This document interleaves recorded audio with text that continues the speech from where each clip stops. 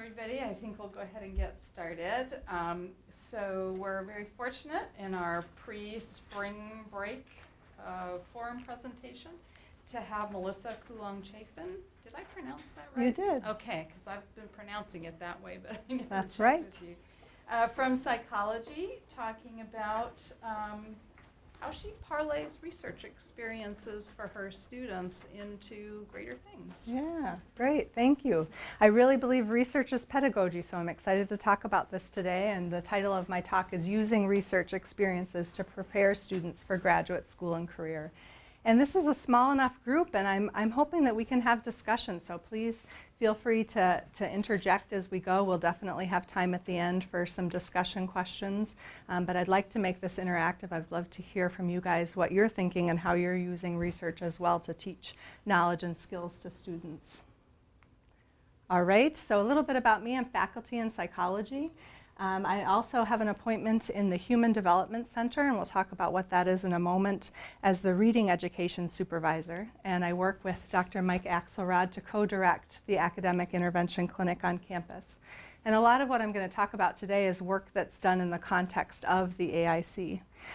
Prior to this, I worked in the public schools as a school psychologist. So I teach primarily in the school psychology graduate program, training folks that are going to be school psychologists in schools. And you may not know what school psychologists are, but they help teachers and parents solve problems for kids, whether they're social, emotional, academic, behavioral.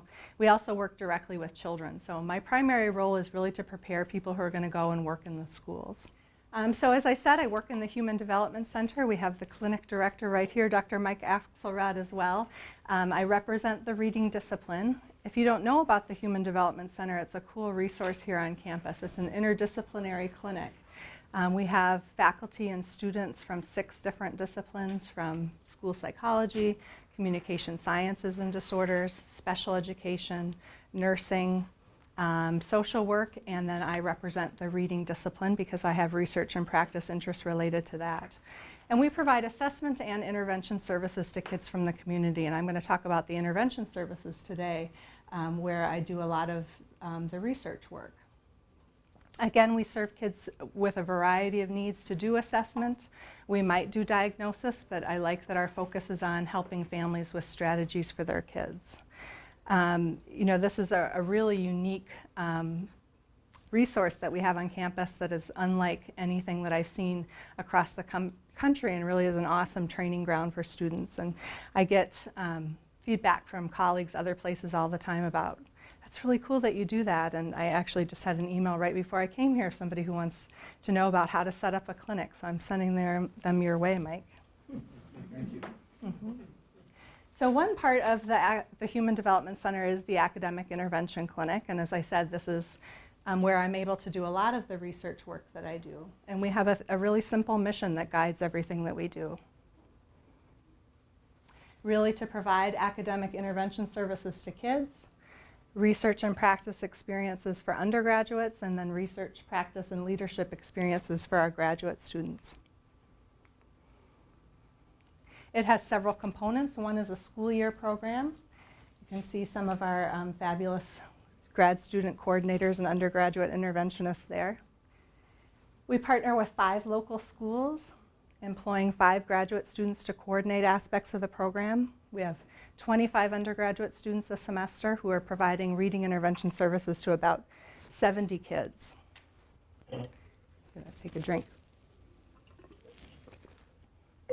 And this was started 9 years ago, I think, by Mike in partnership with local schools, and it's grown slowly from a few kids and a few interventionists to what we're doing today.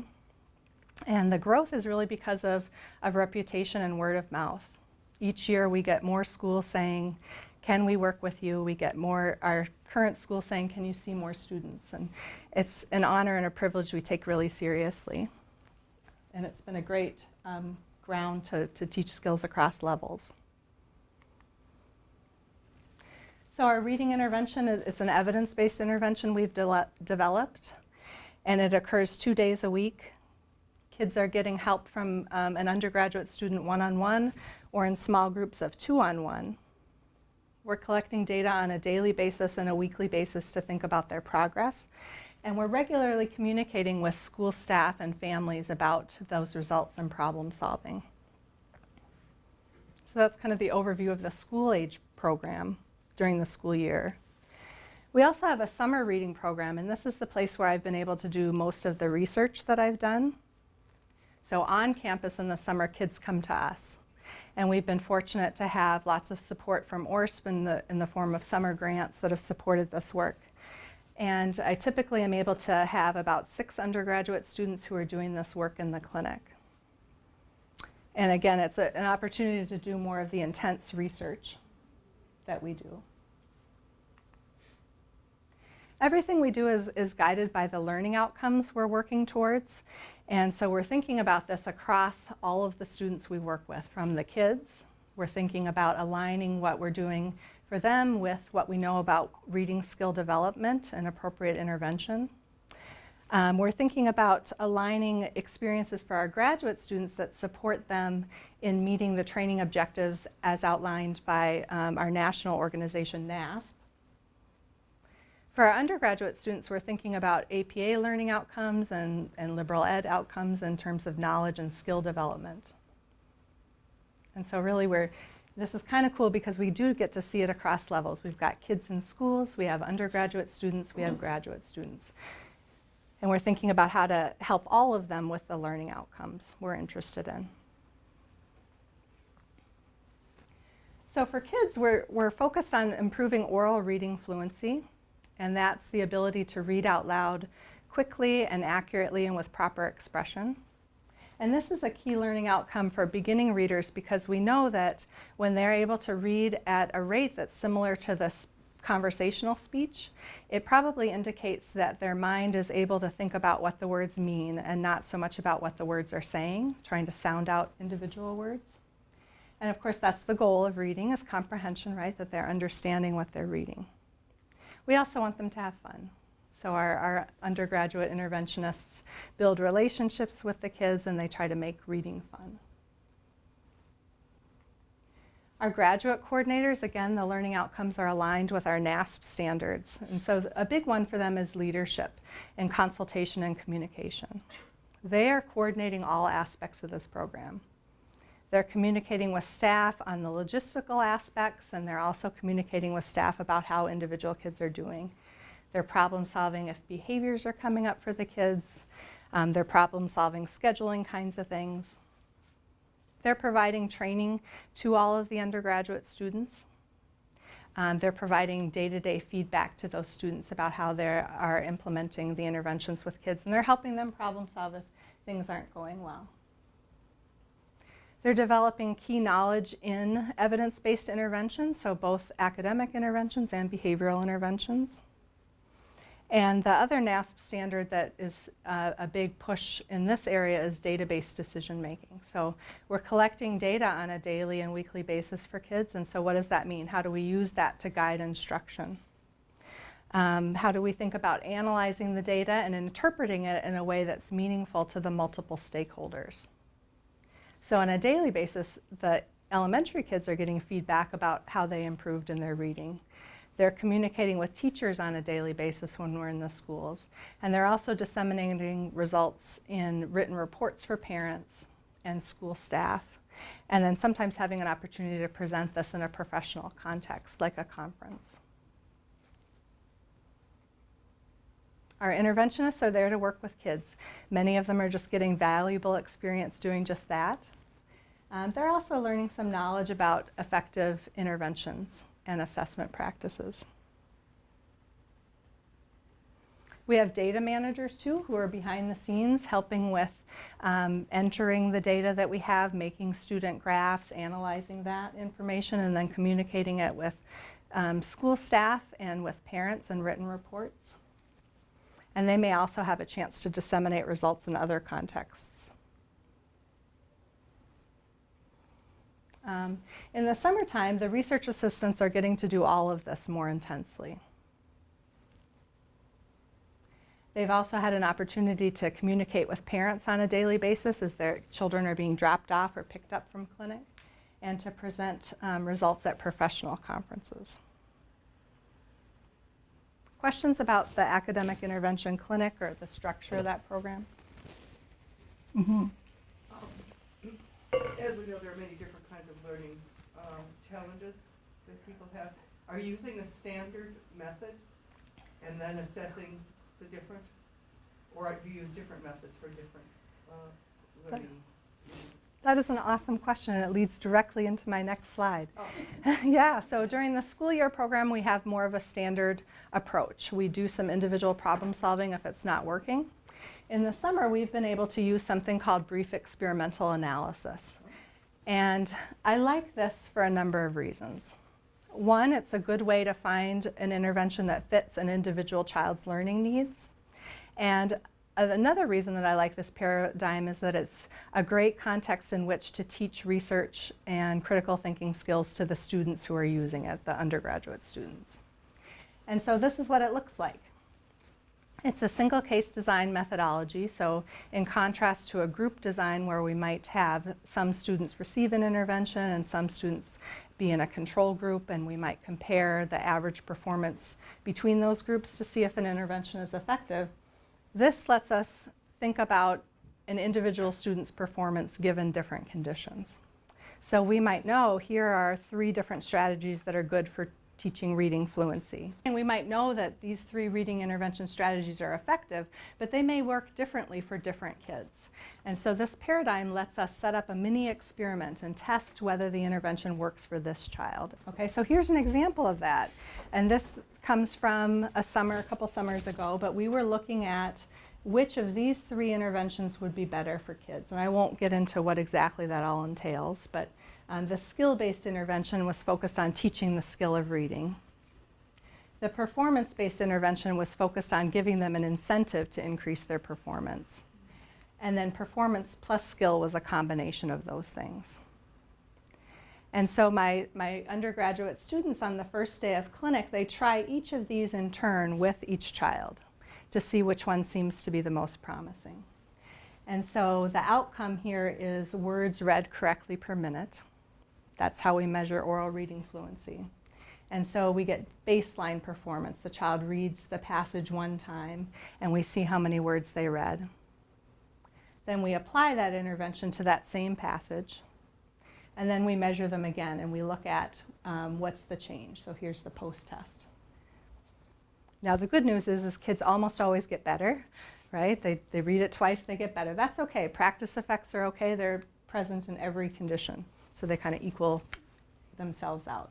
But we can look at what is the increase here versus what's the increase here versus what's the increase here. And we start to be able to compare for an individual child what seems to be most effective. So if you look at these 3, which 2 seem the best? Skill and performance. Interesting. Okay. So I'm talking with the students at the end of clinic. We're entering these data together. They're making the graphs. We're having a discussion. They're able to share any other anecdotal observations that they might have about how this went with the kids, what the kids seem to like. On the second day of clinic then, we do some replications. We've got 1 demonstration here, but we feel more confident when we see that effect replicated. So we take the best 2 and we alternate them, and that's what these are. Skill, performance, and so on. So that we can see if we get a reliable effect. So here you see skill is pretty good and it beats performance. We compare those 2 to one another. If we just look at the teal bars. Let's compare again. Performance versus skill here, skill wins. Let's compare here. Skill wins again. And finally, skill wins. We can use this method to identify something that might be promising to use for the rest of our program, and that's exactly what we do. So for this child that was in our clinic, we decided that which one do you think? The skill intervention is better, so let's keep doing that for the rest of our program. Right? And so here's an example of the ongoing data collection that we do. And so this is on passages that the child hasn't read before. And again, we're looking at how many words they're able to read correctly in a minute. And what we'd like to see is an increase over time. Now, on a daily basis, after the kids go home, we're having discussions about these data. The undergraduate students are thinking about what each of these data points mean, and we're able to talk about measurement error and variability due to other factors and things like that. But I like brief experimental analysis because it lets them be the experimenter and apply a lot of the things that they've learned about research in classes to actually working with a child. So they're getting those kinds of skills. They're also learning how just to interact with a kid and get a kid to do something that may not be their favorite thing to do. They're learning about how we use the research literature to select interventions that we might try for kids, but how the proof is in the pudding. We need to know how it works for this kid. Does that make sense? So we think about measuring the outcomes. I've talked about what the learning outcomes are that we've identified and how we align those with different standards. And so we have a number of ways that we're thinking about how do we know if what we're doing is having the desired impact. And again, we're thinking about child outcomes on one level. This is an example of data from one of our schools this fall. Each child, before we started the intervention, here's their words read correct per minute. I should mention we have standards around that we know a student in second grade should be reading approximately so many words per minute, etc. Students are also collecting intervention data at the end. How do they end up? We're looking at this at the group level and also the individual student level. Here's an example of individual student data. One of the children that we work with, we're monitoring her progress on a weekly basis to see what's the impact of what we're doing on her reading skills. You know, we want that to go up. We want these errors down here to stay low. So our grad students and our undergraduate students are looking at these data and thinking about that in the context of the child that they're working with. We collect data on a daily basis too to look at how much they improve just in that day. And so the children themselves are seeing this for themselves. They're getting to chart their own progress. The interventionists are seeing this on a daily basis. They're starting to think about, oh, you know, this child isn't improving that much. What should we be doing differently, and doing some of that tweaking. And the grad students are able to review this information and think about big picture program changes, as well as individual problem solving if need be. We're interested in the quality of our intervention, so we collect a lot of data around treatment integrity, the extent to which our intervention is being followed the way it's supposed to be, audio recording the sessions and having students listen to the session with a checklist. Did they do this step? Did they do this step? We want to make sure that that's high so that we're certain that we're delivering what we intended to. We're also making sure that the assessment data that we're collecting are reliable, that people aren't scoring things improperly or administering our assessments improperly. So that's an outcome. We're also interested in school staff feedback, and we get this formally when we survey them with items such as this 5-point scale. We also get this informally through conversations. We meet with school staff at least once a semester to review all the student progress data and discuss how the program's going, so we're getting that kind of feedback, as well as formal feedback that helps us guide our program. We ask the interventionists for feedback as well, and you see data across several years here and different kinds of items. I think, you know, this one is kind of nice. They feel like they make a difference for their students. For some of them, that's what they're there for, and that's a great outcome. This data is used to give us feedback about the program and make changes. So you see that this fall, for the first time, we asked some different questions. We're interested in thinking about how they're understanding data a little bit more, so we're adding questions that way. And this was on a 100-point.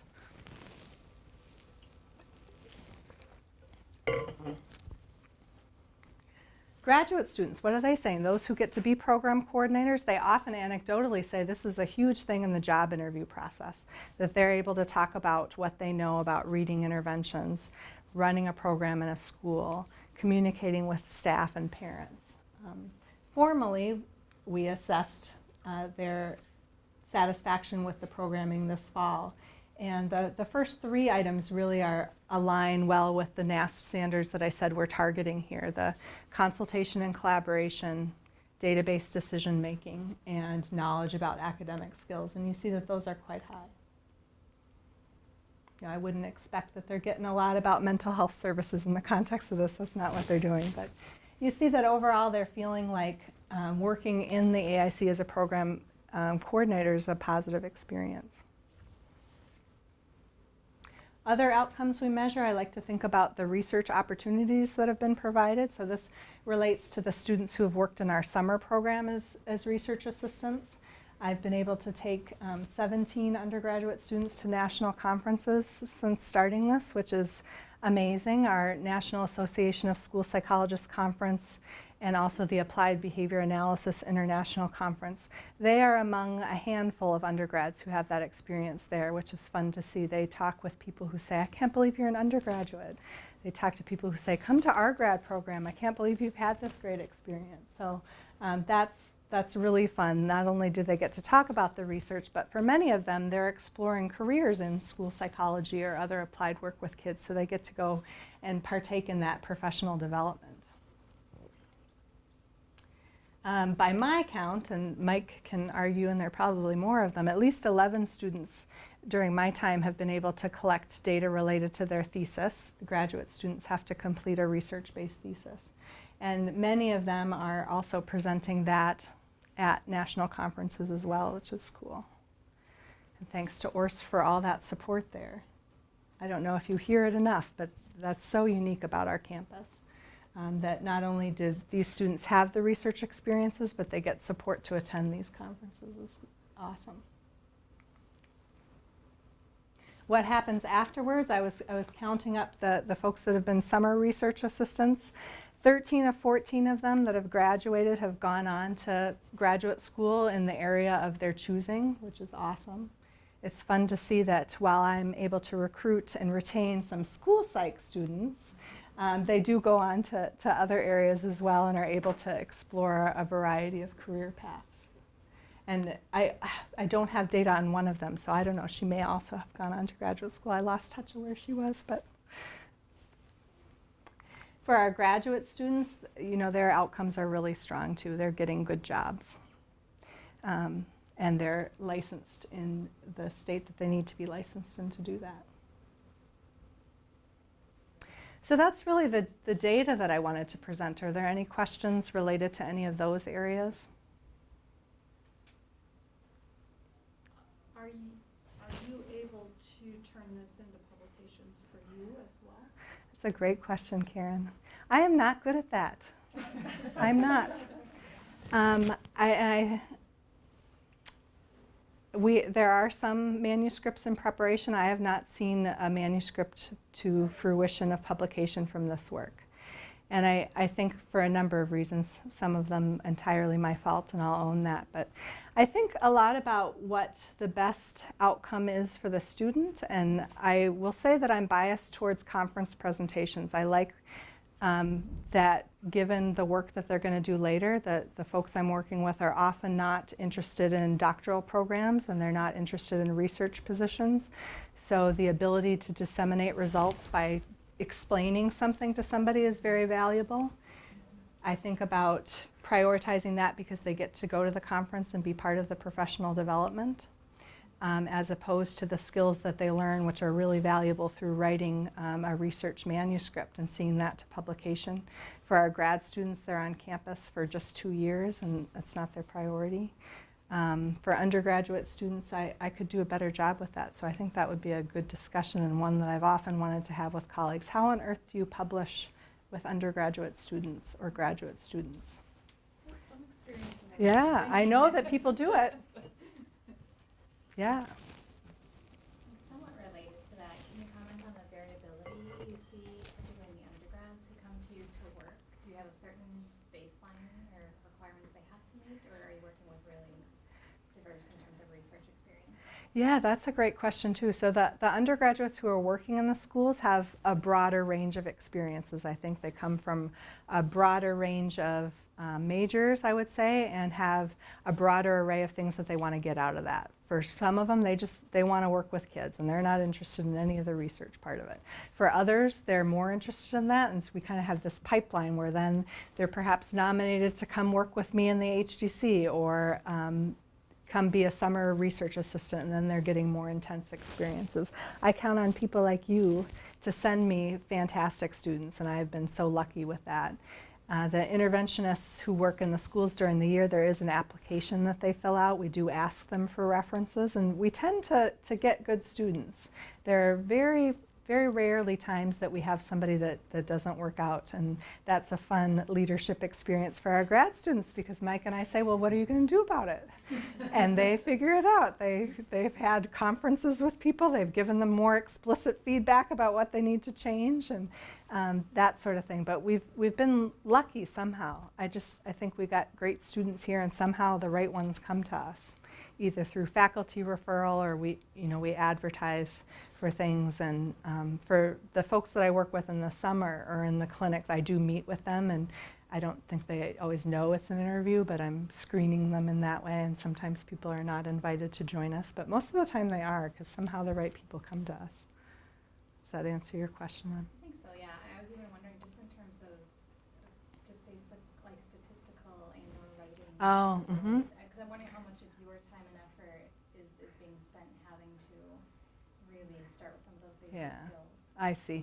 Yes, related to Karen's question, the writing skills are right. I mean, how it's challenging to help somebody else write for publication quality, and it's a different kind of writing. And when I think about what my students need to be able to write, I'd rather them write a good report that's going to be family friendly and understandable to other school professionals, as opposed to that academic writing. And so yeah, that's definitely a factor that I think about in what it means to help somebody, mentor somebody through that writing process, which is awesome for people that want to go on to do that. But I just would say that most of the students I'm working with, that's not the career goal. And yeah. Can you speak a little bit to how you help, particularly the undergraduate students, translate what they're learning from your experience into like their personal statements and their grad school and job interviews and things like that? Because I know that's something that I try to do but struggle with the own students that I mentor. So I'm curious to know, how do you help them make that connection and translate it? Yeah. Well, there's a lot of mentoring that goes into that, a lot of individual meetings, a lot of reviewing drafts of personal statements, of their resumes or vitas, to give them feedback about that. I have some good models of resumes and vitas, but I think it's been really individualized, and I don't formally teach that, but have done it more informally, just on a as people ask me for help basis. And that's tricky too. And you know, you want to help people and mentor them with that, but certainly don't want to give them too much help in writing a personal statement or something like that, especially if they're going to be applying to our graduate program. So I refer them to the Writing Center here too. Having been a part of those, at least in the summer, the meetings, I think one thing that Melissa does is put the students on the spot to have to speak about the things that they're doing with kids, for example.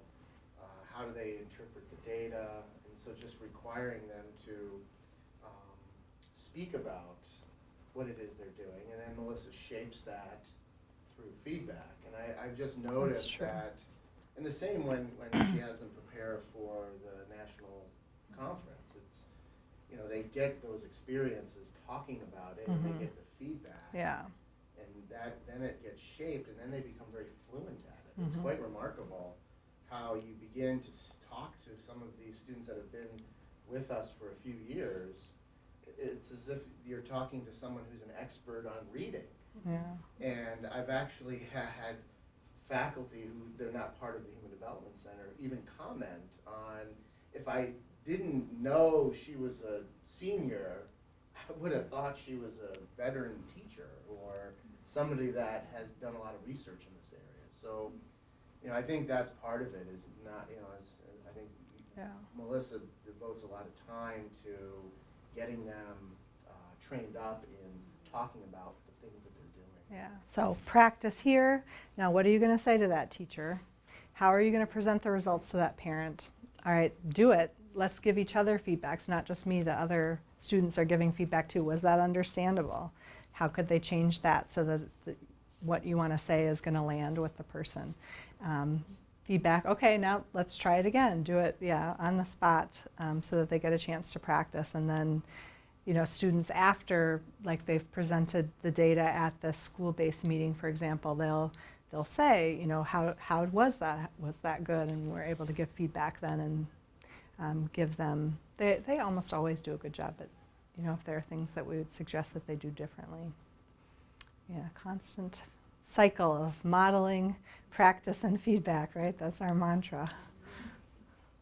I was also thinking in terms of a translation to talking about even some of the liberal education I'm goals, going to put these here too.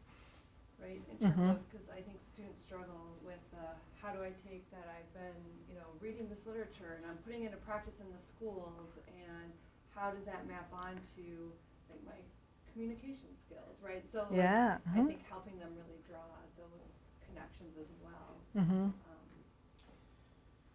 You know, and it's interesting as I was thinking about this, and then that your comment sparked this. You know, Melissa's research methodology, using this experimental analysis and then single case design, for example, and then this applied research model, is something not a lot of our, at least our psychology students, Right. get in their coursework. Right. And so we are in some ways expanding their perspective on what research can be Mm-hmm. in our discipline, and also other disciplines. So single case design is something that is being seen not just in education and school psychology, but vocational rehabilitation. It came out of behavioral analysis, but we're also seeing it in speech language pathology and even nursing and medicine. Mhm. And so that's been really kind of fun to watch and see how you have students who think that research happens in a laboratory. And now Melissa's presenting a very different paradigm, that we can do research in applied settings and have it serve multiple purposes. Mm-hmm. Yeah, and it's the critical thinking piece too. They may not use these experimental procedures with human beings in their work someday, but that critical thinking of how do we collect some information, how do we verify that the information that we have is reliable and valid, and how do we use that to make decisions as opposed to some of the fallacies of logic that we might teach formally in a classroom. To be database decision makers in their life, if not necessarily in their job. I think it's fun, yeah. Yeah, do you have thoughts about any of these other things? What are you guys doing? We don't have a ton of time left, but I'd love to share ideas. How are you thinking about the skills that you're trying to teach? What are some of the things that you're doing to teach those skills, and how do we know if what we're doing is working? Your last question is one of the ones I'm really interested in. I actually jotted it down in terms of how do we know if it's working? Yeah. Right, in terms of a formal evaluation of the students that we are mentoring, Mhm. right? So we've got products that we can produce, Uh-huh. and they vary in how well their posters are put together, how well they can present the information, and aspects like Mhm. that, which are standard outcomes. Mm-hmm. But I still often wonder, like, okay, so if I go find the students 6 months after they've graduated and I ask them, you know, here's some information related to what you studied with me in this research project, can you still interpret it and use it? Uh-huh. You know, and I'm curious what people do. Like, I'm trying to figure that out for myself. So I want to do a more systematic Mm-hmm. evaluation to know Mm-hmm. is the mentoring working? What are they getting out of the lab? They Mhm. self-report good experiences, Uh-huh. but I'm like, well, Yeah. what is it objectively? Yep. So, That longitudinal measurement's always as you know, yeah. the difficult Mhm. part. Well, and you're getting it like generalization as well. So Right. how well do they generalize the skills that you've taught Yeah. them to other problems or Mhm. settings or contexts? Mm-hmm. And we know from the literature that teachers teachers, whether they be at the elementary school level, high school level, or college level, don't always program or plan for generalization when they teach skills. So. Yeah, it's fun to get that email like a couple years down the line from somebody like, oh, I'm in grad school now and what we learned is so cool and so applicable to what I'm doing. But yeah, as far as outcome measures go, that's low on the level of evidence perhaps. But You at least yeah, have some system. Jill? Oh, sorry. I was going to say, we're a little different in the library because we don't have students per se, like we do in classes, but we've been trying to do similar things with our student employees who we view as our students, because they're getting, like what you're talking about, real world experience. So we're trying to be a little bit more intentional about what that is, but we have the same questions, like how do we assess that over time? We've tried a survey with past students to have them reflect on their experience, how their work experience impacted what they then, decisions they then made. But I think there's a lot that we can take from what you're doing here that we can do with our students as well. yeah, I really tried to think about like what are all the potential outcomes that we're going for here and what's the source of data we have for that, but it doesn't capture everything for sure.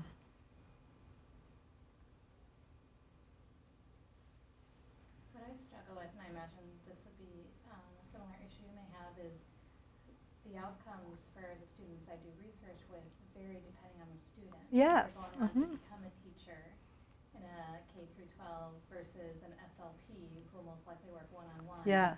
Versus they're going on to a PhD grad program. Yep. Like, so that makes that almost paralyzes me with fear and just learned helplessness as far as I would need Yeah, you're right. 4 or They 5 different outcomes, different outcome measures, right? Yeah, we see so many students who are coming to us for a variety of things, like from just, I need to work with kids because I think I might want to work with them, but I'm not sure if I like them. So, that's a very different student from, I'm going to graduate school in clinical psychology. Yeah. We had a student a few years ago, a young man from political science. He was interested in going into public policy. Yeah. And he was interested in public policy around like issues related to kids and education. And he thought that this experience would provide him with something that he wouldn't get anywhere else. And so, how do you sort of begin thinking about the skills related to his track in life? And that was really challenging. And, we really weren't intentional. I think it was one of those things where we just hoped that he would come out with something, because we didn't know, and we didn't have the time to investigate. And I think that's part of what we try to manage. But I think also we see, Melissa's alluding to this, the fact that there are some students that they just want to get some experience with kids. They like working with kids, or they're doing this because they think it might help them in terms of getting a job in education, or they truly want to do research because it's interesting. Or, there's so many ors, and I think that really makes it difficult. Sometimes we get students, for example, that they want to try research out, but they don't want to get involved in one of the other psychology research projects because that's more intense. It's more involvement. There's different levels that you can get involved in, and I think they appreciate that. And then some of them learn that, no, the research part of it is not anything I'm interested in, whereas others you see over time really get more and more interested. And I think that's another thing that I've learned pretty firsthand from these experiences, is that how students view research varies, and their level of interest varies, and many of them aren't even sure they want to do research, and they need to test out their experiences with research. Yeah, what did you want to say? And I'm sorry if you said this and I missed it, but the students in this program, what majors are they coming from? What disciplines? I didn't say that. I think that the folks that are serving as academic interventionists, so just going out and working with the schools during the school year, there are like 25 of them, that's probably the broadest array of majors. A lot of them are psychology majors, education majors, but we have people from different walks of life too, sometimes the random political science, music majors, Business. The folks that I work with as research assistants are almost always psychology or communication sciences and disorders majors. That's what I would say, but I didn't formally present that information. Good question. Yeah, I wanted to get back to something Mike was saying, which I think is really an asset that we're able to provide, is that there is a range of maybe kind of developmentally appropriate activities for students based on what they want to do. So from the just very basic, I want to work with kids, and if they become interested, there are more intensive ways for them to be involved, and they can have an experience that's kind of scaffolded along that way with us, ultimately ending up, which for me is the most fun, is when they come to our school psychology graduate program and I'm able to say, I remember when you were a sophomore. Or we have a grad student right now who worked as in the AIC for like 3 years, and she was a data manager. She worked with us in the HDC, and now she's a grad student, and we've been able to shape her along the way. That's really fun.